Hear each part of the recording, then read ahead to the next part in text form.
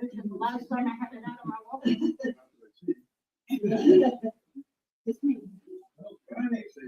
Welcome, everybody. You guys excited to get started? Oh, man.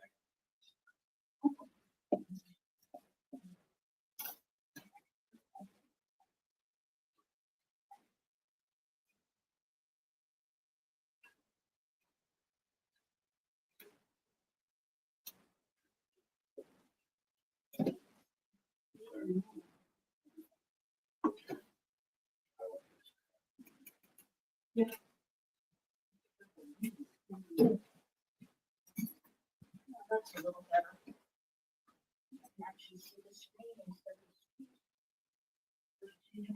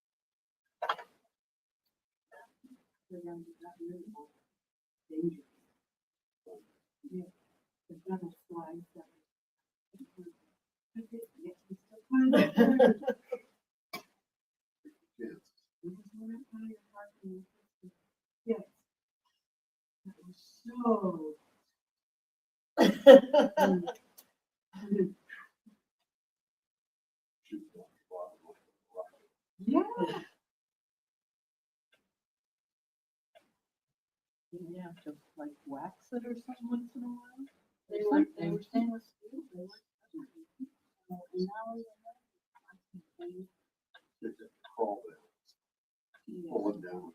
yeah. Because you can't slide on them. That's what we all look for. And monkey bars. All right.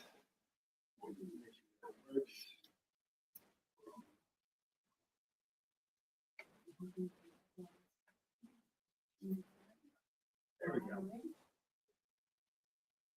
Okay. Now are we ready to get started? Yeah. Are you sure? Yes, okay. I wasn't sure last time, but the computer was making more noise than you guys were, so had to flip it around. So this class is actually kind of impromptu. We weren't planning to do this class until about this time last month. And Cheryl and I were talking about a lot of things, and seeing different patients come through with different issues. I tell you what, sometimes when God wants you to do something, he smacks you in the face with it, right? Yeah, and so we saw so many patients come through with type 2 diabetes or pre-diabetes or metabolic syndrome or just insulin resistance. And insulin resistance is really the key word here. I know the title of this class is Sugar Crash, but really what it comes down to is the ability of your body to be able to uptake insulin well. Because all of these downstream issues that we're going to talk about tonight really comes down to that. And if you get nothing else out of the talk, remember that if we don't keep your body insulin sensitive and your body becomes insulin resistant, then the things that we talked about last month, the diabetes, dementia, Alzheimer's disease, those are a long-term consequence of this. So that's what we're trying to do. We're trying to aim you away from all that stuff, get you back into alignment with God's plans for your healing, and take you down that pathway. So a little bit about us. If you're new or if you're watching online, you haven't heard us before, my name is Dr. Jake Tucker. I'm the coordinator here at this clinic, which means direct all your complaints to Cheryl. I'm kidding. Cheryl deals with too much crap. Please direct them to me. We opened this clinic about 10 years ago. We'll be celebrating our 10th anniversary on Halloween this year. So definitely dress up for the costume party. It's going to be a blast. But when we opened up the office, we wanted to make sure we had a place in Lincoln that pointed people not towards their symptoms and symptom relief, but towards the root cause and really God's design for health, hope, and healing for each of your lives. And so if you're here tonight, just know that it's because God brought you here. And if you don't believe that, it's still true because I prayed for you. I prayed that you guys would come in, and I prayed that you no matter how I found you. So Cheryl's been coming almost that whole time. About a year into practice, I started up a radio show. She was one of the very first people to hear it. I believe I said something along the lines of, if you're sick and tired of being sick and tired, and then call my number. And she did. She did. She came in for an exam, and COVID kicked our butts. And she's like, I see COVID kicking your butts. Do you need help? And I said, yes. And she came on board, and it's just been awesome ever since. You can see there we also have April, and starting Monday, we'll actually have a new front desk employee called Leah. So when you guys see her on Monday afternoon, definitely introduce yourselves to her. Be nice to her. She's new on the job, obviously. But we're all here to help guide you along this journey from where we are, where culture is, just aiming at symptoms, and starting to redirect you towards those plans that God has for your lives, for your health, and for your body. So let's talk about where we are as a culture and society. I mean, there's a lot of statistics we can throw out, but the biggest one that hits me square in the eyes when I look at the statistics on insulin resistance, diabetes, prediabetes, is that over 2/3 of Americans are either diabetic or pre-diabetic. And over 90% of us are dealing with a condition of insulin resistance. Think about that for a second. You look to your left, you look to the right, 2 of you are dealing with this condition. And if you look across the entire back row, there's only 1 of you that isn't even dealing with insulin resistance right now. And so the odds of that not being you are really, really low. And so we got to ask the question why. And this is the biggest question that as a healthcare system we miss. We are so quick to settle for, oh, symptom, right? First symptom shows up here. Let's manage the symptom. Let's manage the feelings that we get. And unfortunately, the symptom of insulin resistance is not really anything. You have to wait until diagnosis to get those symptoms. And by that point, you've already got a myriad of conditions that are directly related to that condition. Everything from high blood pressure to loss of memory, to anxiety, to depression, to increasing your likelihood of developing cancer or heart disease or stroke. I mean, you go down the list. All this stuff that most Americans die from are directly related to insulin resistance. And so if we want to get different results, we have to do things differently, right? Let's say that the other way. If we want to get the same results everybody else is getting, what should we do? The exact same thing, right? If we want to get the same results, do the same thing. If we want to get different results, change the progress. And so we're going to be going through some of those things that the typical American's doing that derail everybody. And then we're going to walk you through the path to get off of that bad rail line and onto the good rail. So, the biggest one here being sugar. We talk about type 2 diabetes as, this disease of hormone imbalance and sugar, too much sugar in your body can't do sugar. It's really sugar toxicity. But when you look at any toxin at all, the dose makes the poison, right? Because 100 years ago, 125 years ago, we still had sugar. Annually, we would have half of this 125 years ago at the turn of the century. We were working on farms for the most part. 90% of us would have been working on a farm. 10% of us would have been living in the city, and we would have consumed half of this bag in a year. And then we look at where we're at today. Now, 90% of us live in the city, and we consume 360 pounds of sugar annually. And if you don't drink soda, guess what? You're a winner because you cut that off by about 100 pounds. But still, over 60 pounds of that is high fructose corn syrup. Some of that's being replaced by artificial sweeteners, which we'll get into a little bit, but ultimately they destroy the gut microbiome and lead to other digestive disorders. And so the answer is not more chemicals, it's not more science, it's more of what God gave us, more of the things that He created. Because ultimately, if we want to avoid these things here, then it comes back to, well, how did God design us? And this is really my book, Get Back to the Garden. When He created us in the garden, what was available to us? Well, I'll tell you what, it wasn't pounds of sugar that look anything like that. To do that would have taken weeks and weeks and weeks and weeks and months of labor to get to that point. And that's not natural for us to do. So how much is too much? Let's just start with general guidelines. For men on a daily basis, and this is average, mind you, right? We are very much generalized, but I mean, this is going to be way lower than most of us on average. So The average man should have about 37.5 grams or 9 teaspoons. So if you're looking at those little packets of sugar, the little square packets, you shouldn't have more than 8 or 4.5 of those a day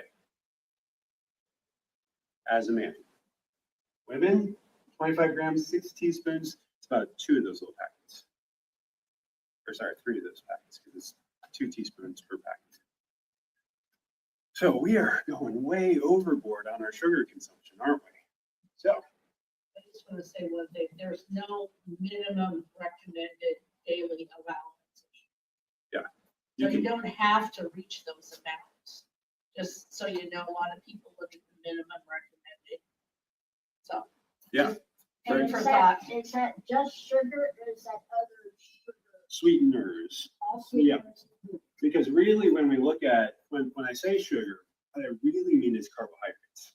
And so when we look at the big 3 food groups, there's fats, there's proteins, and there's carbohydrates. Your body takes carbohydrates and it turns it into sugar directly. And your brain, it does. One of the most efficient ways for your brain to get energy is through glucose. And so your brain will turn a lot of things, or your body will turn a lot of things into glucose to get into your brain. But carbohydrates, they don't turn into anything else except body fat, visceral fat, which then breaks down again into sugar.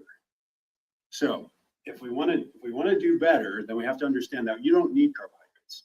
You don't have to live on carbohydrates. You know, Jesus wasn't wrong when he said, man doesn't live on bread alone, right? And not just because we should be living on, every word that comes from the mouth of God, but ultimately we don't actually need sugar. There's no requirement for sugar because our body will make sugar out of other things. So where's sugar coming from? Well, obviously your sweets, right? But also healthy things that look a little bit like that. And we look at things like yogurt. Does anybody ever grab the plain unsweetened stuff? Not Sometimes. typically. Sometimes. Those of us that know better, right? We grab the plain unsweetened stuff and then we put sugar on it, right? No, but Usually fruit. usually it's fruit in the bottom or fruit mixed in and then natural flavors. And now you can't even find yogurt that's made with real fruit anymore. It's just added sugar and added flavor. Things like granola. How much added sugar is in a bowl of granola? It's more than a Coke can. You get, yeah, especially if they put chocolate chips in. And then, like, if they do put fruit in the granola, then it's covered with sugar as well. And so you're just getting more sugar in here than you are in Coke. And fruit's not off the table either, especially if you're diabetic. If you're diabetic, if you have high levels of insulin, fruit is actually going to spike your blood glucose, which spikes your blood insulin. If your body's insulin resistant, it's not going to be able to take the sugar out of your bloodstream. And that upper limit of sugar, you're going to start to have symptoms of sugar and insulin toxicity. And so we got to recognize that there is too much of a good thing, even with the foods that God created. Now, the benefit of this compared to this, or this is there's nothing, it's natural, right? It's got the fibers in there. Nobody sprinkled additional sugar on it, hopefully, right? Not getting mango, sprinkling more. Although if you're shopping at Costco, you get the dried mango. It has added sugar in there too. So you got to watch out for that stuff. So let's start off. I'm going to hand this back to Cheryl here. What is diabetes? okay, do I have? You do. Oh. Go forward a couple. I want to do this. There, okay. So what is diabetes? We've all heard of diabetes. Some people have heard juvenile onset diabetes, adult onset diabetes, insulin dependent diabetes, non-insulin dependent diabetes, gestational diabetes, type 3 diabetes, type 2, and type 1. But what does all that mean? So type 1 diabetes, your body is unable to produce enough insulin, okay? What that means, we typically classify it as an autoimmune disease that is written down here. That didn't show up real well, or at least it's my angle. No, it's just not showing Okay. up very well. Okay. It is considered an autoimmune disease, which means your body is destroying the pancreas, or specifically the beta cells of the pancreas that make the insulin. And then when you don't have those cells, you can't make insulin. That's typically what we used to call juvenile onset diabetes. And it's also what we used to call insulin dependent diabetes. Because when that pancreas is destroyed, again, just the insulin making cells are destroyed. Body can't make insulin. We have to give the patient insulin through a needle. Okay. We cannot call it juvenile onset anymore because we are seeing adults, 20s, 30s, sometimes as old as 40, being diagnosed with type 1. Sometimes it just takes a process and different exposures to turn on that autoimmune disease to destroy the pancreas.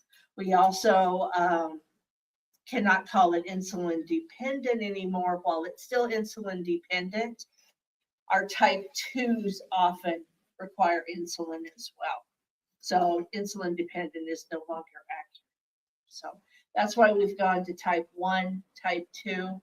What else does that say? Environmental triggers affects almost 1.9 million Americans. And again, they need to be treated with insulin daily or around the clock or however. Those are typically the individuals that you'll see with an insulin pump and maybe a continuous glucose monitor. We do see a lot of these in our pediatric patients. Okay. Type 2, again, this used to be called adult onset because nobody got it until they were 50. Now we're seeing it in the pre-adolescents, 8, 9, 10 years old and on up because of the increase in obesity in childhood. On average, the patient with type 2 diabetes will require insulin within 5 years of diagnosis. So therefore, we cannot call type 1 insulin dependent because these people become insulin dependent also. Okay. Accounts for about 90% of the cases, insulin resistance. Okay. These are the patients who their body is making insulin and they just can't use it anymore. Treatment, this is a lifestyle disease. This is an autoimmune. We can't do a lot about that autoimmune disease. We can do a lot about lifestyle. And that's primarily where we're going, is to try to talk you into lifestyle modifications. It is possible to go into remission. People can reverse their type 2 diabetes with diet and exercise, weight loss, get rid of that, and not even have to take it. Okay, now let's go back a few. Okay, now forward. We'll get there. Okay, so I really like this picture and I've used it.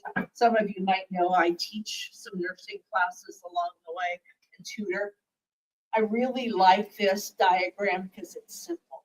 If you think of your cell, and every cell in our body requires insulin, these little openings here are the cell receptors.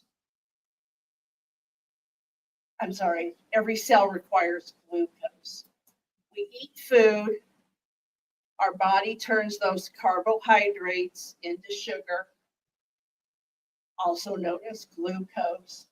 Your insulin is then produced by your pancreas, specific cells of the pancreas. If you want to go to the next slide. The insulin will actually open up this little receptor site to let the glucose in. Okay. So we need the insulin to open the lock to let the insulin in. I think of insulin as the key that opens the lock to let the glucose in. Okay. With insulin resistance, what happens is these receptors get plugged up. They may get plugged up with fat, with cholesterol. I refer to it as the rust on the lock. Okay. And the key isn't going to work very well if there's rust in the lock. So we need to get rid of that rust so that this system can work. Okay. Now go back. I think this is all messed up. It's not messed up. I just didn't put it in the right one. I should have had the remote. Anyway, so as it says, when you eat, your body will break that food down into sugar in about 5 to 15 minutes. Now we've got a high blood sugar. That's normal. Our blood sugar has to go up after we eat. Then, the next slide, insulin is going to be released from the pancreas, again, if everything's working right, within 5 to 15 minutes to get that glucose into the cell. So now my blood glucose comes back down. Okay. I've recently been working with a friend of mine who has been diagnosed as type 2 diabetes. She got a glucose monitor because her doctor said, I think you pay better attention to your blood sugars if you get a continuous glucose monitor. And she freaked out when her blood sugar went up after she ate. And I said, it's normal. My blood sugar will go up after I eat. But within 2 hours, it's back down where it should be. That's how your body is designed to work. She didn't believe me. Went to her doctor, and her doctor said, well, yeah, that's how it's supposed to work. You need that spike, and then your body takes the time to get that in. If it doesn't go back down after 2 hours, then we've got problems. Okay? Next slide. So, pre-diabetes, again, I love this diagram. It really helps kind of hone in what insulin resistance is. And early on, because again, we have that rust on those locks, my body's still making insulin, but my body isn't using it because it can't get past the rust to get the glucose in. So my body gets to the point where I'm not going to make any more insulin if this body isn't going to use the insulin. So that's when we get over here into the hyperglycemia. Now my blood sugar stays up because my insulin isn't working, or I'm making less insulin because it's not being used anyway. My body figures that out. There's other hormones in my system that do that too. But what you see back here is genetics, some. Now, when I think of genetics, I also think of how I'm raised, how I was raised. When I think about how my grandmother used to cook, this is going to gross you guys out because it does me. But she'd fry the bacon that they got from the hogs that they raised. Okay. Then you fry the eggs in bacon grease. And then you toast your bread. And then you slather that in what is left over for bacon grease because that's your butter. And then you save the rest of that grease under the sink until you need extra grease for something. I mean, it's no wonder everybody in that family was dead by 65 of heart disease. Okay. But anyway, that's how they used to cook. So I don't consider it just genetics. I consider it, how did I learn to cook? How was I raised? Okay. Weight gain, that happens. Dyslipidemia, that means my cholesterol went up, primarily my bad cholesterol or LDL. Then I get hypertension because I've got this extra weight on board. I've got higher cholesterol, which means my arteries are a little bit more narrowed. Then I get an impaired glucose tolerance. Now that means that my blood sugar doesn't go down 2 hours after I finish eating. I have an impaired fasting glucose. What that means is my blood sugar should be between 60 and 100 for 2 hours or without eating for 6 hours. That doesn't happen anymore. Then we're diagnosed with early diabetes and then late diabetes. And if you look at the bottom, we've got macrovascular complications. And guess what? We're still not even diagnosed with diabetes yet. Macrovascular, this is the heart attacks, the strokes, the deep vein thrombosis, the blood clots, peripheral vascular disease. That's macrovascular changes. Then we get over here to your microvascular. These are the ones we all know about.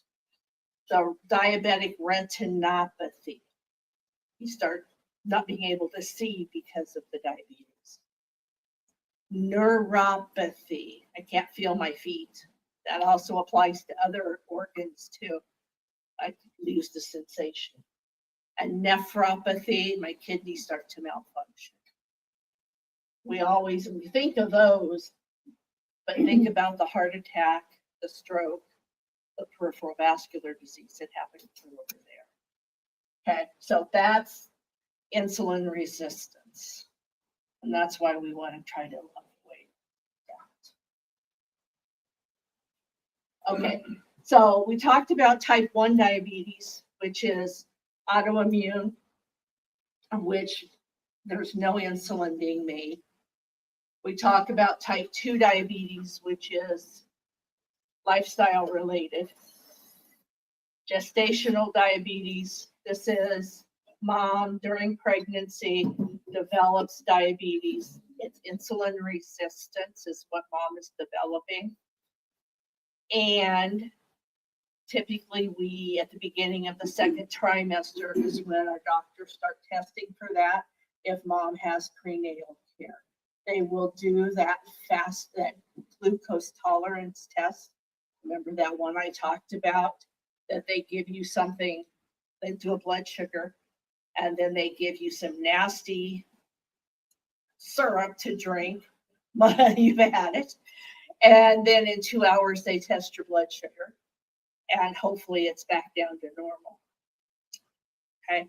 If not, then you're type 3 or gestational diabetes, which also increases your risk of developing type 2 diabetes when you get over 40 or 50 or whatever that age might be. Okay, next. Also increases babies' risk of Yeah. diabetes. And big for gestational age, babies tend to be a lot bigger if mom has type 2, type gestational diabetes, and increases potential complications because the baby's born and then goes into hypoglycemia or has a diabetic reaction. Okay. Type 3, remember how we said your brain likes glucose? Your brain doesn't need insulin to get the glucose into those brain cells. Sugar crosses that blood-brain barrier. There's evidence there that people with elevated blood glucoses and goes with type, well, we're calling it type 3 diabetes, but it's actually Alzheimer's dementia, commonly known as type 2 diabetes. So again, keeping those blood sugars under control. Keeping physicists physically active, control your sugars, mentally active. A lot of the things we talked about last month with the brain. So A1C, some of you might know what a hemoglobin A1C is. I just put this in here. I think it's kind of a good reference. What it does is it tells us what your average blood sugar has been over the past 3 months. So your red blood cell lives for an average of 120 days. The higher your blood sugars are, the more glucose that sticks to your red blood cells. And so they can do this test about every 3 months to see what your average blood sugar has been. We like it, 5.5%. Diabetics, and you can see what your average blood sugar runs depending on what your hemoglobin A1C is. So I think the highest I personally have seen is about a 15 or 16. So that's an average blood sugar of about 400. Okay, average over the last 3 months, not just right now. Okay, that just kind of gives you an idea in picture form what that A1C means. The fasting blood glucose. Anything 100 to 120 is considered pre-diabetic. Over 120 is considered diabetic. So when you look at these numbers, 5%, 6%, 5% not technically pre-diabetic, but we're seeing a lot of patients that are showing up insulin resistant, even with this type of number where it's 97 milligrams, 90 milligrams. But yeah, once you cross that 120 mark, now you're talking about diabetes, even just with the fasting. But this is just a lot more accurate. That's Okay, so the medications, thought I'd throw just a little bit in here about the meds. We already talked about insulin. Again, you eat food, your body breaks it down into glucose, your pancreas secretes the insulin opens the lock, and then your glucose goes into there. So it works for your energy. Next. Okay, GLP-1s. How many people have heard of GLP-1s? Who hasn't heard of GLP-1s? Yeah, probably several years. But GLP-1s, this is the semaglutide. What do I have here? Mounjaro, Wegovy, Ozempic, and Zepbound. What they do is they actually enhance the actions of insulin. That's why they were started, to help with the type 2 diabetics who were not making enough insulin and the oral medications weren't working. We would put them on GLP-1s to make this insulin work better. We also found all those other effects of what are the benefits, what do they advertise the benefits of? Weight loss, what else? Lowers your cholesterol. Well, I mean, just tons of great benefits, right? So anyway, that's what GLP-1s do. DPP-4 inhibitors, not quite as prevalent, but Januvia. And what Januvia does, so Januvia blocks the DPP-4, and the body makes DPP-4, which blocks GLP-1. So if we block the DPP-4, then the GLP-1 can work on its own, and we still get that cycle working. It's kind of amazing what they found. But again, we want to stay away from all that. What do I have? Oh, known side effects of GLP-1. So gastrointestinal, it says nausea, diarrhea, vomiting, constipation, abdominal pain, dyspepsia. Facial, skin sagging, visible wrinkles, depletion of fat and collagen in your face. Cancer related, it is known to increase risk of thyroid cancer and medullary thyroid cancer. That's a huge contraindication, and you'll see it on every one of the GLP-1s.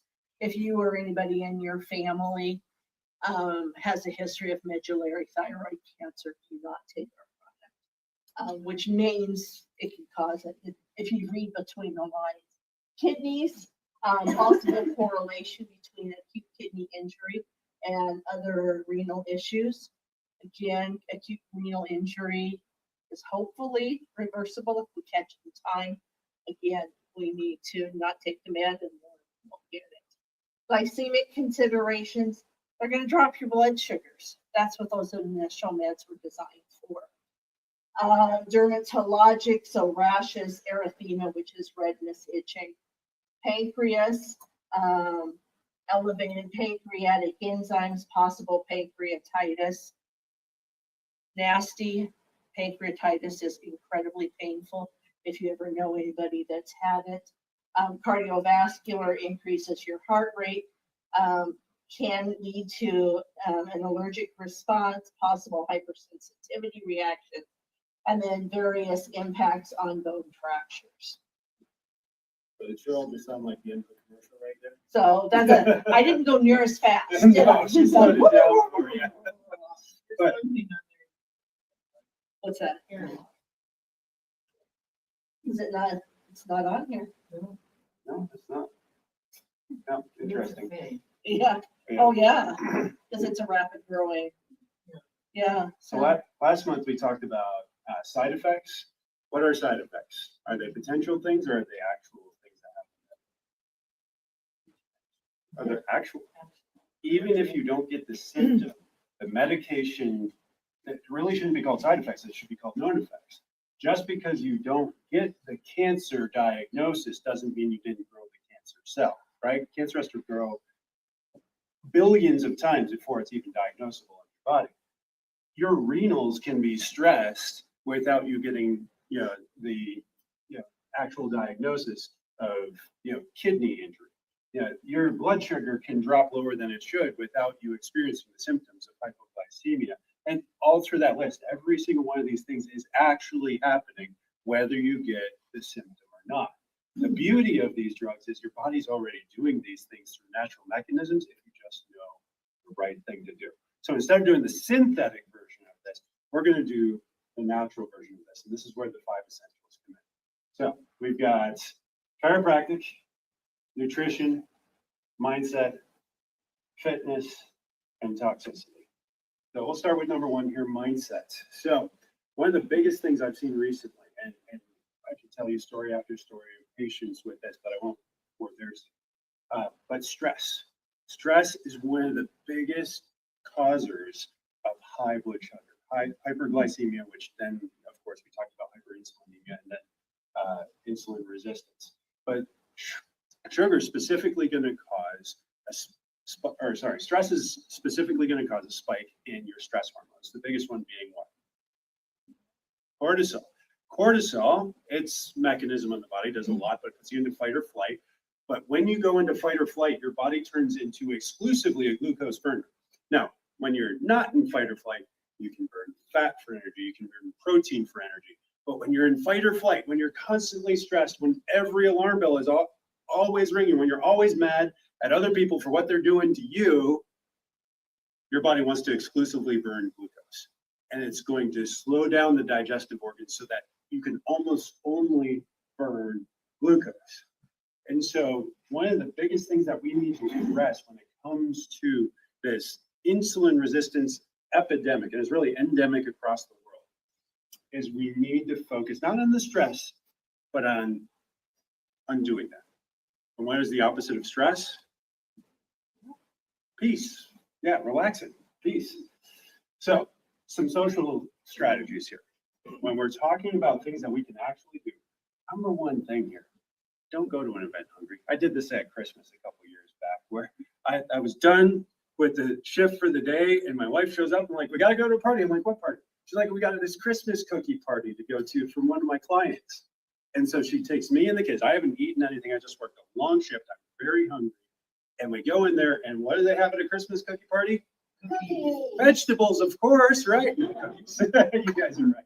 Yeah, so I had cookies. So what could I not say no to in that moment?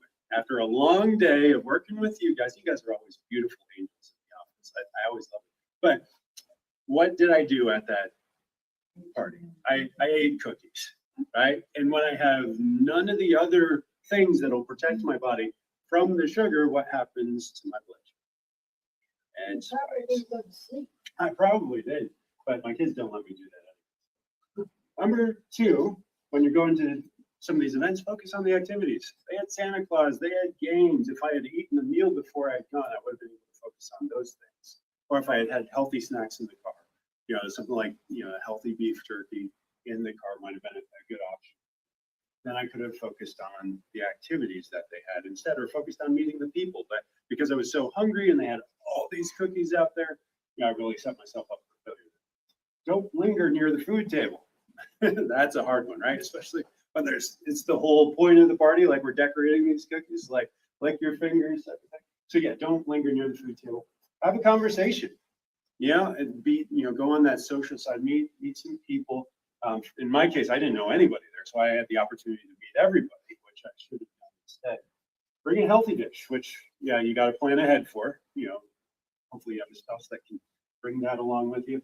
And then avoid the alcohol. Alcohol will spike your insulin just as much as the sugar will. So those are some social strategies to help avoid that. But the other things that you can do when it comes to stress isn't just related to these types of events.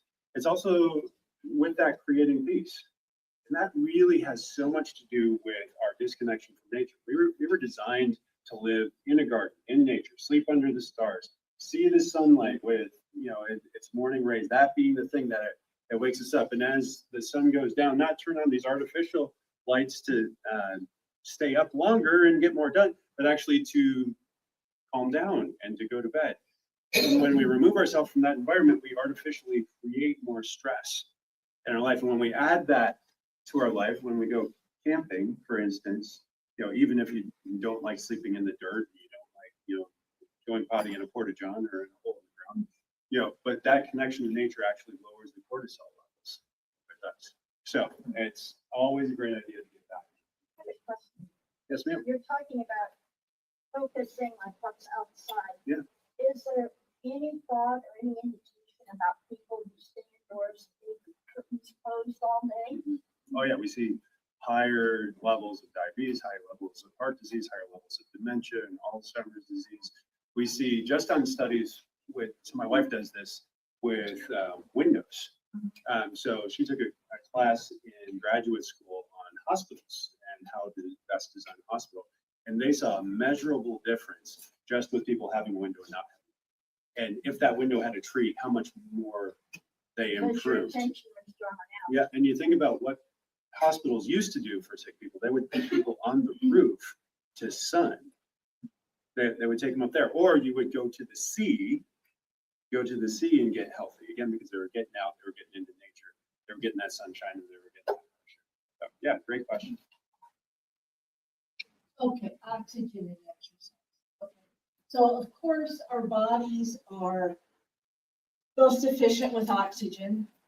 And we all know that the best way to use more oxygen or get more oxygen in is to exercise. We suck in more air when we're exercising, but we can also, our muscles require more oxygen when they're active, when they're working. So just a little tidbit, if somebody has having a heart attack, that pain is because their heart muscle's not getting enough oxygen. They can't deliver enough oxygen. So very important. Exercise will increase your insulin sensitivity. What did we say about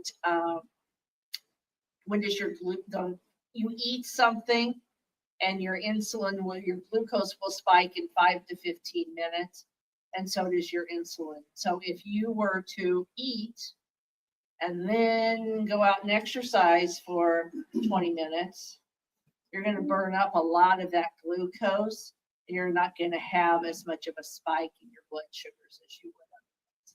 So it does increase insulin sensitivity, and your muscles can work without insulin.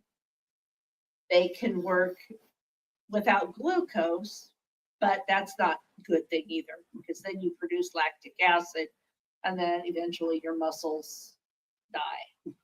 So not a good idea.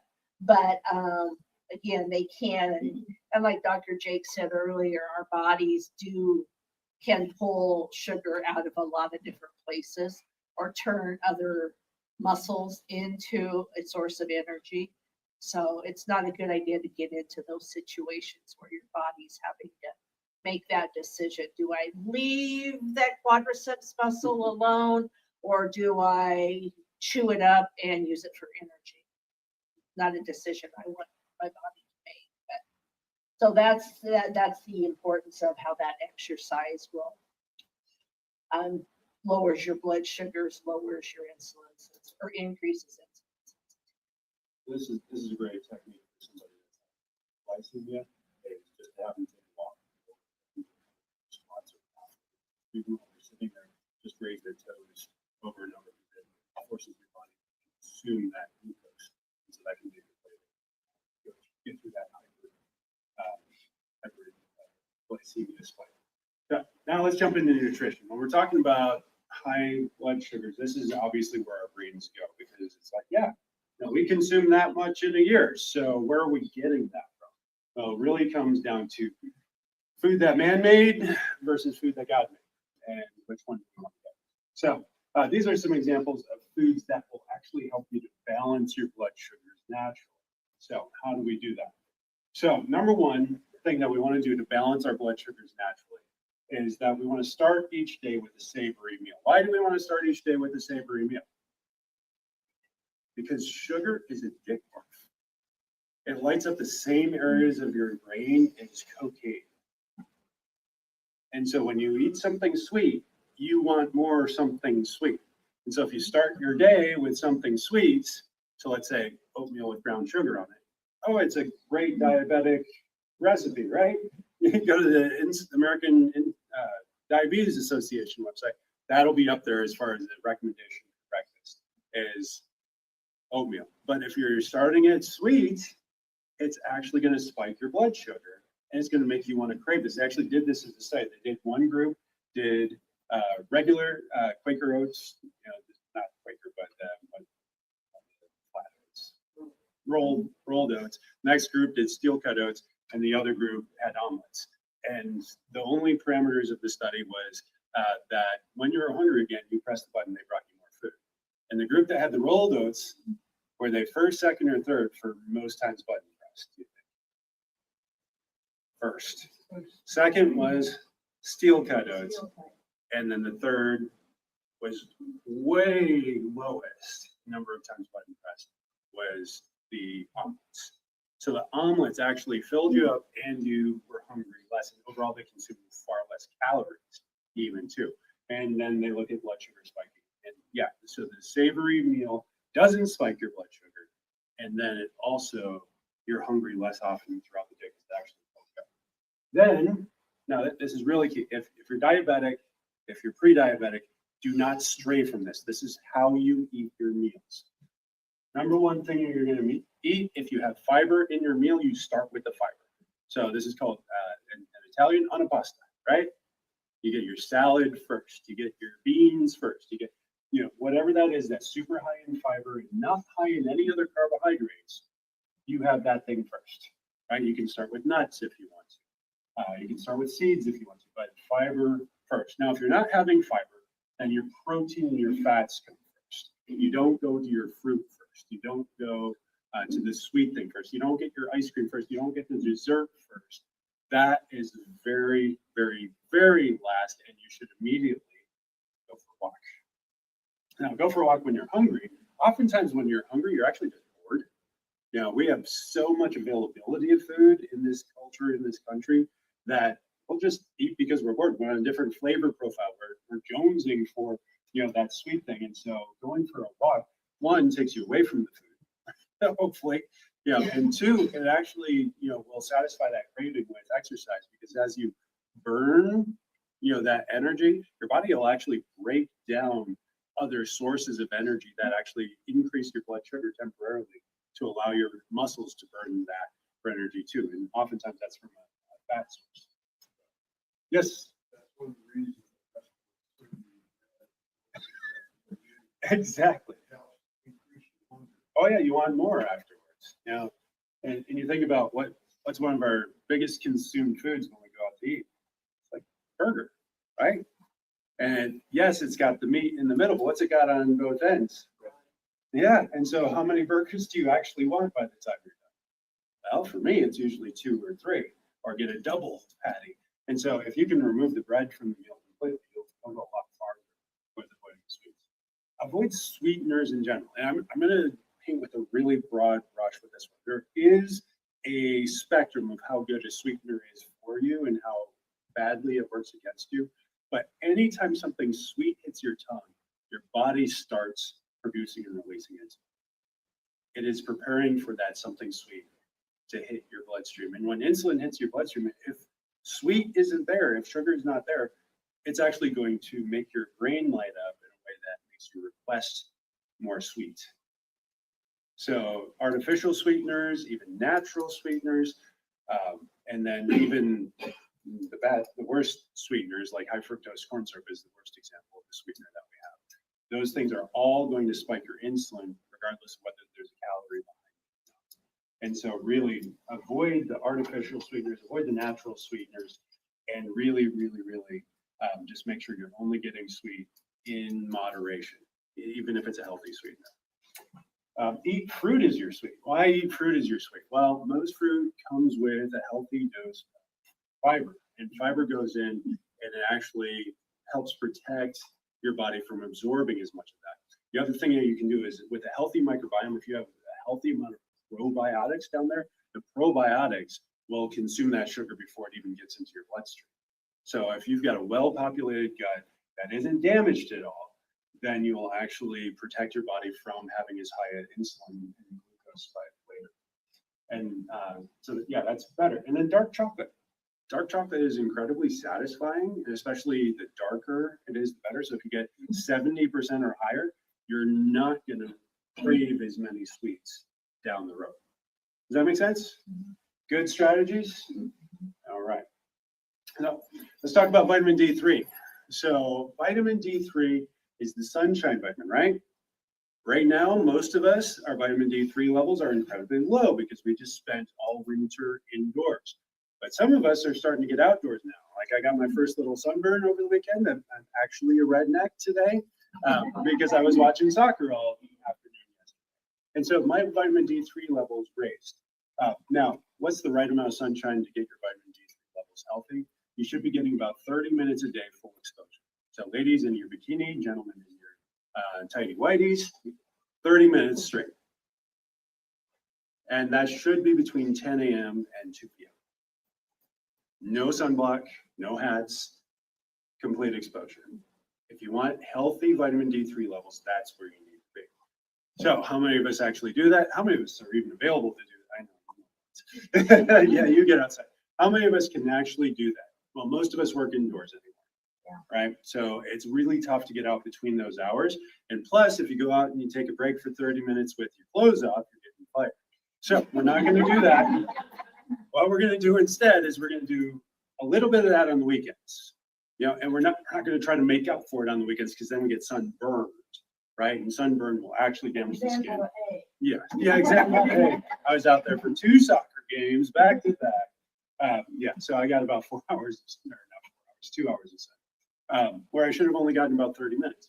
So we're going to do that on the weekends. We're going to get our 30 minutes on the weekends, right around lunch, maybe right after lunch while we're getting our walk, or getting our walk in. I wouldn't go over an hour between 10 and 2 for sure, because then you're asking for a sunburn. But then during the week, what we're going to do is we're going to get our vitamin D3. We want it 5,000 IUs a day. Last month, we talked about getting our levels tested. Our levels need to be between 60 to 100 nanograms per deciliter. And that's the protective level for things like metabolic syndrome, which we're talking about, this hyperinsulinemia, this insulin resistance. That is metabolic syndrome in a nutshell. It's going to protect against that. It's going to protect against all different types of cancers. It's going to protect against strokes. It's going to protect against heart disease. So you want to, this time of year, go get your blood test for $12 over at Ryan. Tell us what it is, and then we will tell you how much more you need to take in order to get your levels to that amount. Then you also test it right at the end of summer so that while you're getting all the sunshine and fresh air and getting sunshine on your skin, we know, okay, where's it at now going into winter? So we know what to do during winter as well. So you get that tested. So that's vitamin D3. We package ours with probiotics, not all the probiotics, but the probiotics specific to the absorption of vitamin D3. Guess what? If you've taken antibiotics and you go outside and you get that sun onto your skin, your body doesn't absorb it as well. Same thing with the supplement. If you take the supplement and it doesn't have the probiotic that you need in order to absorb it, it doesn't absorb as well. The other thing that you want to take it with is a healthy fat source. If you're getting vitamin D3, which is a fat-soluble vitamin, without fat, it's not going to absorb as well. And so you need to consume it with a healthy fat, which is an example of the healthy fat is coconut oil, avocado oil. Fish is a great source. Honestly, one of the best because it has the omega-3s in it. So yeah, go on down that list. Olive oil, ghee is another one, grass-fed butter.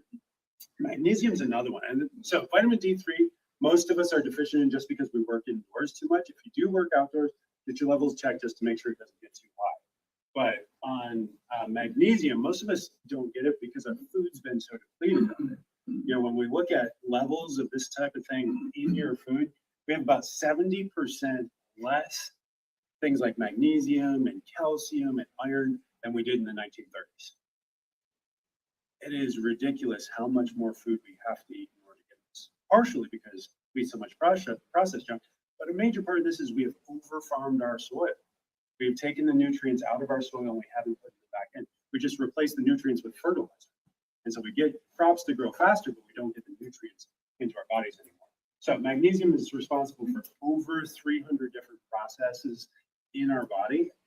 If you're dealing with anxiety, depression, low blood sugar, high blood sugar, yeah, on down the line, magnesium may very well be at the root of why your body's not doing what it's supposed to be doing. We recommend magnesium glycinate because it doesn't cause diarrhea.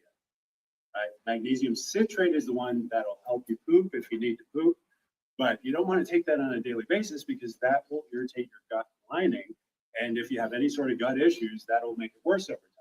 Magnesium citrate, glycinate is easier on your gut. Magnesium threonate is an option, it is available. That one's a little bit better for the brain. The brain uses that one a little bit better, so it's good to have one that does both of those things. But there's other forms of magnesium out there. We just find that for most people, we're mostly deficient in magnesium, and glycinate is going to be your best bet most of the time. So I wanted to talk to you about protein as well. So GLP-1s sounds like a miracle drug, right? Except for all the side effects. Well, guess what happens when you consume protein? Your body releases GLP-1 on its own, without any expensive medication, without any prescription. And so when we've reformulated this over the years, so many different times, we have multiple brands now. Pure Path, if you want the best bone broth protein, which is the one, if you have gut issues, this is the one I recommend. If you have gut issues, go with that one because that's got some collagen in there as well that'll help build up your joints. If you want whey has the most research behind it. This one is actually grass-fed whey protein. But our newest product, the Kingdom Health Sciences, the cellular boost, we sold it to a lot of you guys last month for adrenal health because your adrenals are burnt out. Well, the formula here also has A2 dairy proteins that are actually gentler on the stomach and easier to digest than this typical American cows, which are A1 proteins. So the cellular boost here is actually a better way than even just the grass-fed way here. But it is about twice as expensive, just FYI. So if you're looking at your option, you handle dairy well. Whey Cool from Designs for Health is really good. If you're like me, you want it to be better for your gut, I'm going to go with the bone broth protein. If you want to help heal your adrenals, the cellular boost is probably your best option. But if you're diabetic, if you're pre-diabetic, and you're wondering why, this is what I actually recommend for you guys. So, number one, we test, we don't guess, the metabolomic spotlight. So this test we've run on several dozen people now. And this, all those different factors that we looked at, the nutrition, the fitness, the mindset, this actually measures those things. It tells you where you're broken. I did this on my dad and he failed every single category. Every single one of them. And going back, I know why. But this is really key. I don't want to guess with anybody, especially if you're already dealing with diabetes or pre-diabetes or even just insulin resistance. We had a gal that was gaining weight and was trying things like carnivore and keto and just low calorie and was still gaining weight even with all those things. We ran this test. When his markers came back high, we adjusted to address that. She got on a specific supplement for that thing, and then she was able to take off the weight. Pretty cool, right? So I see so many stories like that. Linda wanted me to tell you guys that, yes, do it. She did the other test, the GI Spotlight. But even that, seeing her absorption, she's been able to lose a bunch of weight. Just incredible. So these other supplements here, these are kind of the core of what we're going to recommend when we're coming out. If anything's wrong in this test, then these are the things that we want if you're diabetic, if you're pre-diabetic. Number one, you want to have fiber on hand so that you can block some of the absorption of that glucose in your gut. Get that in first. And so this is the type of thing you sprinkle on stuff where you put it in a glass of water, you put it in a smoothie, and you mix it up and you drink that first so that now we can eat our protein and our fat. And then when we do get to the carbohydrates later, that's going to prevent that. The metabolic synergy there, one of the biggest ingredients in that one is berberine. Berberine is another one that if we were able to patent it and sell it, it would probably be $1,000 a capsule because it works just like a GLP-1.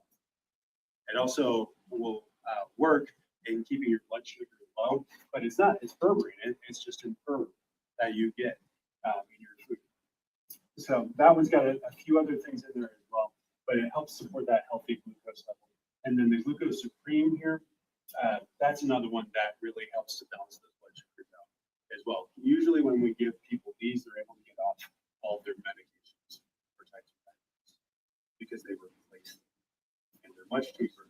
And one of the biggest costs of diabetes is the ongoing cost of the medication that you have to take for the rest of your life. Because the medical answer to type 2 diabetes is management.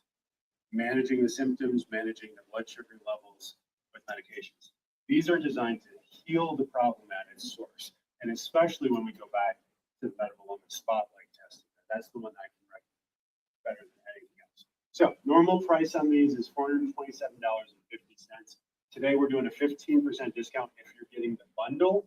So that drops all four of those things to $363.33, and you get 15% off that. So if you want to add protein onto that, if you want to add vitamin onto that, if you want to add magnesium onto that, that's all in there as well. As well as we're going to throw in, if you get that today, you're going to get a complimentary infrared sauna session, body composition analysis, and we'll throw in a STEM wave as well. STEM wave discovery session. So if you haven't tried that, that's on there as well. So that's today.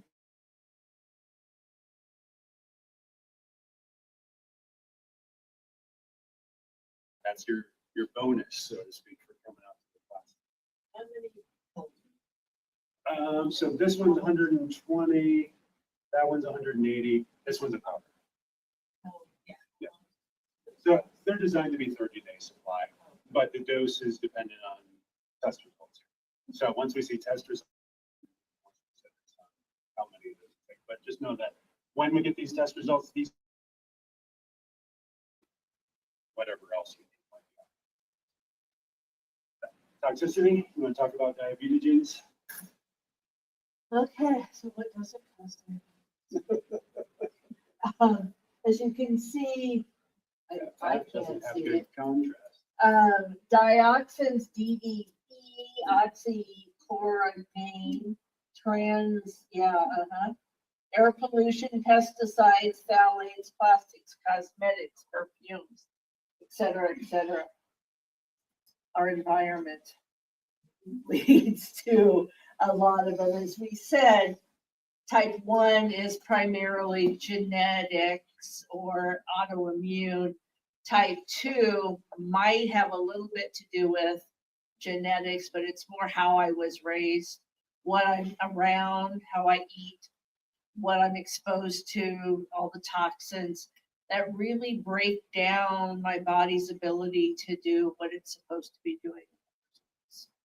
So again, look through, I think I talked about the environmental work group last month. They also have lists of toxins, pesticides, what are good household cleaning products, what are good cosmetics. So ewg.org will have good lists there for you as far as what to replace your Clorox with, what to replace your whatever else you're using for laundry detergent and window cleaner and all those other products because they can all lead to an accumulation of fats, accumulation of toxins, and then that leads to this diabetes or insulin resistance.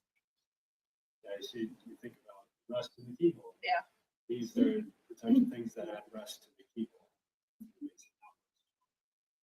So, chiropractic, and it's called chiropractic because it really is at its core. Because what controls every organ, cell, and tissue in your body? Not chiropractic, it's your nervous system, right?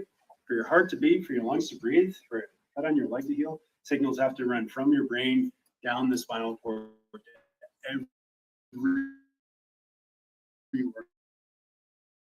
every cell in your body.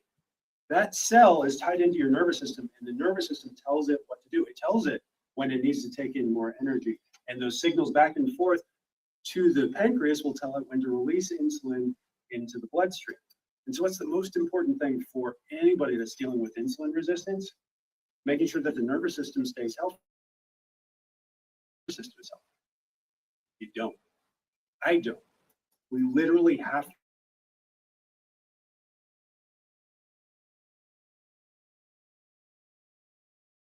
Healthcare system, or should I say sick care system, doesn't test for until it's symptomatic. Everything. And so unless you have Alzheimer's disease or Parkinson's disease or multiple sclerosis, or you've got carpal tunnel, they're not going to do a nerve conduction test. They're not going to do a needle EMG. They're sure as heck not going to do a surface EMG, but that's what we do. We do surface EMGs on every single one of you. We want to see how healthy that nervous system is. And so when we're looking at that, we want those green equal bars running down the spine. So how I've been describing this lately is those green equal bars when they're running down your spine on that EMG, when Cheryl does that on you, that's like a river. It's a fast moving river, but there's no white caps at all. If you put a canoe in that, it just zips downstream. You almost don't even have to paddle, right? But what happens if you get a pink bar? Well, that's like throwing a boulder in that fast moving river. As long as you avoid the boulder, all you're going to get is a little bit faster around the boulder. It's not going to show up symptomatic. You're not going to notice any changes in your health. But if we drop a whole bunch of boulders in there, so this is red bars. Now what do we have? When we have a whole bunch of boulders in a river, we've got rapids, right? We stick that canoe in there, we're going to get torn up across the bottom. It's going to capsize us. It's going to tip us over. What we see in the research is when you have those red bars going out from the spine to those organs, that actually increases your risk such that in 5 years, 95% of people that have the red bars, they have diseases building in those organs that are diagnosed. So we don't want those red bars. And then what happens for yellow bars? Well, yellow bars are like a beaver dam. If you're canoeing down a river and you come up to a beaver dam, how fast is the river moving through that beaver dam? It's not. It's maybe a trickle at the bottom. And you sure as heck aren't taking the canoe over the beaver dam without getting out and walking it down. That is nerve blockage. That means you're not getting those signals through the nerves out to the organ cells and tissues. And there's three things that can block the flow of those nerves when we're talking about inside our body. And none of them are boulders. Sorry for the analogy there. Number one is going to be those toxins, right? We talked about toxins, that those toxins, those phthalates, those persistent organic pollutants, they can actually damage the nerves so that they don't flow out. It doesn't just block the insulin receptors, it blocks the nerves at a cellular level. It's toxic to those nerves. So we don't want those blocking anymore. So that's number one. We got to clean up our environment. We got to clean up our diet. We got to make sure our body is detoxing. Well, even just a glass a day of lemon water, or you just put a little tablespoon of lemon juice in a glass of water. That'll clean up a lot. Sweating, getting you guys into the sun, that'll clean up a lot. Exercising, it'll make you sweat, but it'll also make you breathe. And when you breathe out, you're breathing out a lot of toxins. That'll get a lot of that out. Number two is stress. What's someone's posture when they're stressed? Right? Or, one or the other. Like, I am depressed, I'm anxious, I'm guarding in, or I'm about to fight you. It's one or the other. And we see that neurologically as well. It actually flares that up. When I take a nerve scan on somebody whose mom or dad or a favorite dog just died, red bars. Red bars out the wazoo. And then number three is actual physical blocks. And those physical blocks, those are called subluxations. Those subluxations happen by joints moving out of alignment. So any joint in the body moving out of alignment, it can be your knee, it can be your hip, it can be your spine. If it is stuck, even the smallest amount, and it isn't moving, it creates the stress signal that goes up to the prefrontal cortex in the brain. Last month we talked about, this is where you live. You are right here. Everything else is just a support mechanism for this up here. So you get a stress signal from that joint being stuck. And so stress, of course, now we get cortisol, but we also get a response that recognizes, hey, so it lights up the vestibular cortex right back here. Vestibular cortex's job is to fix things, to put things back into space, to know where things are in space. And so then it sends signals back down to the joint that bring more blood flow to that area. That blood flow is called inflammation. Inflammation hurts oftentimes, but it's also bringing in white blood cells to start breaking up the damage that's there. Oftentimes, that pain is what brings you into my office the first time. You know, you got that subluxation, you come in, I adjust it, and like, oh, that feels so much better. But guess what? You probably had that stuck joint for years and years and years and years and years, and now you've got arthritis in that joint. So I can't just pop it and now it moves good again. You learned that this is now the normal position because of all the stress you've been under and working at the computer all day or working on your cell phone all day. And so now you've got something called hyperkyphosis. Your ears are out in front of your shoulder, your thoracic spine is tilted too far. And oh, guess what? This posture, when it goes up by 10 degrees more than what it should, doubles your risk of all-cause mortality. You're twice as likely to die from anything when you walk around like this. And what do all of our retirees walk around like? This, right? No, I'm generalizing here, not all of them. But when you're looking at a demographic, which group is the most likely to be walking around like this? Not in teenagers. Teenagers. Why? Because they got these dumb smartphones, right? They're looking down like this all the time. So we're killing our kids because we're giving them these dumb screens all the time. But then we've also got this old population who's ignored their spines for so long. Oh, it doesn't hurt that bad. Never mind that they have diabetes and they have, heart disease and they are dying of cancers left and right. And it's all because that nervous system isn't firing properly. And guess what? When they get to that position, it puts even more stress on their nervous system. We see that when your head goes forward from your shoulders, if that ear goes forward 2 inches related to that shoulder, doubles your risk of cardiovascular disease. Why? Because the nerves that go to your heart are right here at the base of your neck and they go right there. And every inch you go forward adds 10 pounds of stress right there. And you're literally killing your heart just because your head's stuck. So yeah, sit up. Thank you, everybody. I start talking about posture. I saw everybody's shoulders come up, heads come back. It's good. That's what we want. But what is chiropractic? Chiropractic is not getting you out of pain. Chiropractic is getting your nervous system turning out, getting life flowing through your body so that you can heal and function the way that God designed you to. So when we look at this, 3 45-degree curves from the side, from the front, straight up and down. That curve there is called the arc of life because when you have it, you live 20 years longer than when you've lost even just 15 or 50% of it. 22 compared to 45 is 20 years of life expectancy. We need that curve in your neck. We need that curve to be up here, not down here. We need that curve to sustain the digestive system as well. So we need that nervous system. So that's no.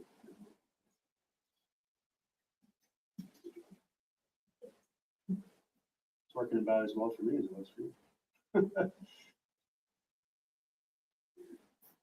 Okay, that was supposed to be a picture of my dad. So, anyways, yeah, 15% off. And Cheryl and I were talking today. Next month's class, we need to focus on cardiovascular health. There's been way too much stuff with cardiovascular disease lately in this office. We need to help you get that. So, what are your action steps tonight?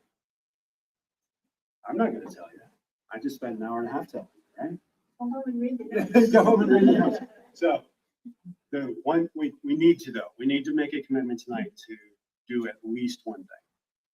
Why not all the things? Because some, Give up. yeah, I gave you like 3 pages worth of notes, right? That's overwhelming. That's like drinking from a fire hydrant. You know, you're gonna get blown away. So what I want you guys to do is pick one or two or possibly three things that resonated with you. You said, oh my goodness, or you slapped your husband's leg, you know, whatever. And that's the thing that you work on tonight. And you go home, you make a plan on how to build that thing in your life. For some of you, it's getting the supplements. That's why we're putting 15% off on that package. For some of you, it's getting the test. Maybe you don't need all the supplements. But you said, I want just the test tonight. I want to see what's going on that I'm so insulin resistant. My dad, I didn't put his picture up here, but I was going to because he came back. He was not just insulin resistant. He was also protein resistant. So that really limited the type of diet that he should be on. For him, the ketogenic diet was the only diet that was even somewhat healthy. And he refused to do it. He just had too much going on. He did a lot of other things. He took all the supplements. He refused the diet, and about a month ago, he had a stroke. And so, no, he didn't die of diabetes. He's still alive, but he can't use half of his body. And yes, stress was the main culprit there, but also seeing the answer and saying no to the answer was part of being the culprit. So I urge you guys tonight, don't quench that voice. If you're a believer, oftentimes that voice is the Holy Spirit. And so it might not be one saying, hey, you need to get checked by Dr. Jake. It might not be one saying, hey, you need to buy $300 worth of supplements. It may just be one saying, hey, I need to stop doing all of that and maybe get back to just doing this. Which still seems like a lot, right? But most of us are doing that. And so I encourage you guys to take action.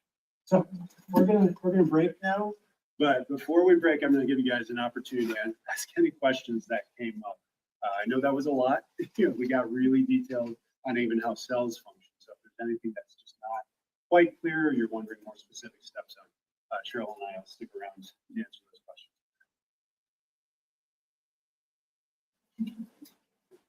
Okay, good. You're good then. We'll hang out still if you've got a more private question. Thank you. Yes. Fire hydrant. It's not a lot of them. Okay.